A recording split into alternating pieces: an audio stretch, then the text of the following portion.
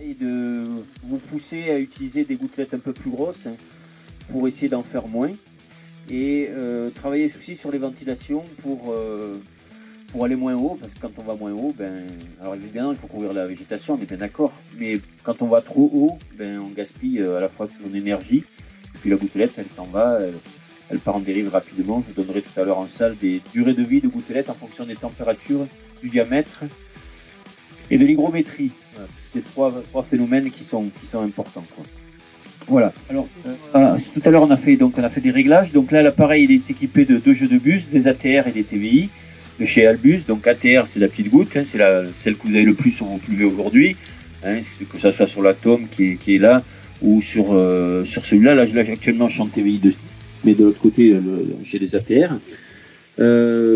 Alors comment la TVI elle va faire des gouttelettes beaucoup plus grosses que la terre, en gros 2 à 3 fois plus, ça dépend des diamètres, ça dépend des couleurs et ça dépend des pressions aussi. Mais tout ça je vous le dirai en salle devant un tableau qui est assez précis, mais c'est évidemment plus gros.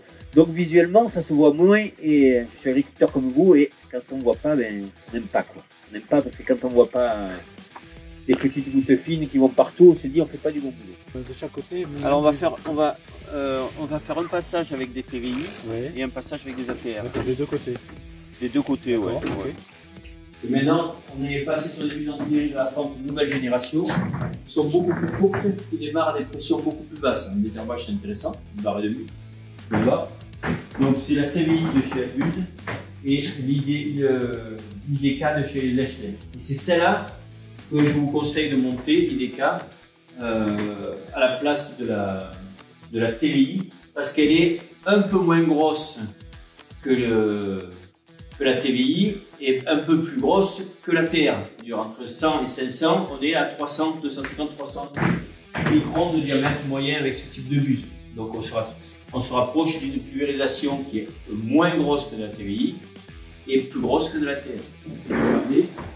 Et donc nous avons fait 250, 500 et 1000 litres hectares. Et ce que je vous disais, en fait, c'est pas parce qu'on va augmenter le volume qu'on va mieux travailler. C'est l'exemple qui est très clair là. Plus on augmente le volume, en fait, moins notre dépôt, tout simplement, parce qu'en fait, on en fout en l'air, on en fout surtout par terre. Et après, vous équipez. C'est quand même une bus qui coûte bonbon.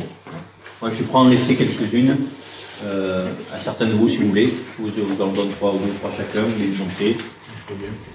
Premier point. La bus. Deuxième levier, le régime moteur, le régime prise de force. Là, je dirais c'est le levier que tout le monde peut avoir. Compenser avec un doubleur pour aller un peu plus vite, puisque vous allez perdre de la vitesse d'avancement, sauf si vous avez un Vario. Compenser là-dessus pour retrouver votre même régime de vitesse d'avancement pour ne pas perdre de gain de chantier. C'est évident.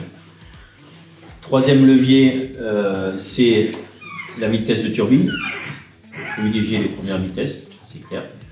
Et surtout, je dirais, dans tous les cas, adapter tout ça en fonction de la végétation. Le travail qu'on va faire maintenant, c'est pas le même qu'on va faire au mois de juillet. Et je dirais, retenez qu'aujourd'hui, la pression lâche, malheureusement.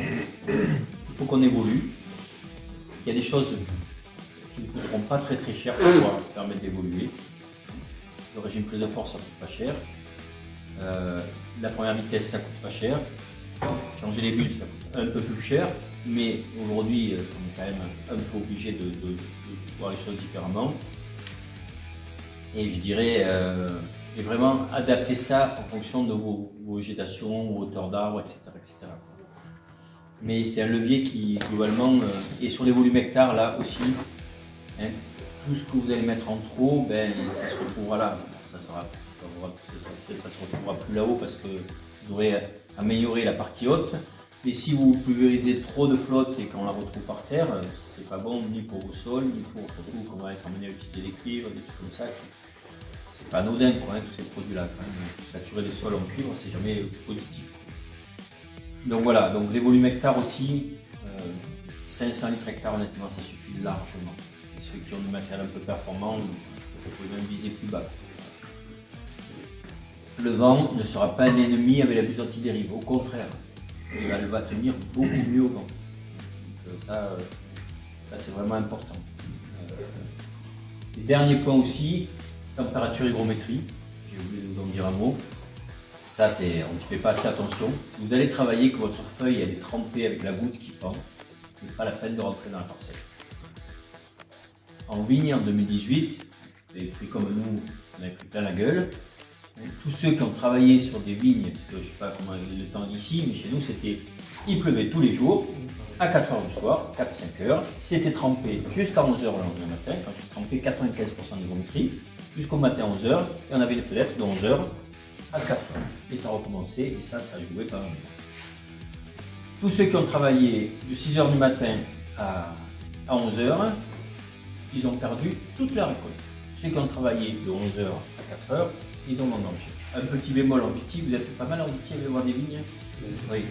En viti, il vaut mieux passer une vitesse de plus, quand je dis une vitesse de plus, si le terrain le permet bien sûr, et rouler jusqu'à 9 km/h si le terrain le permet,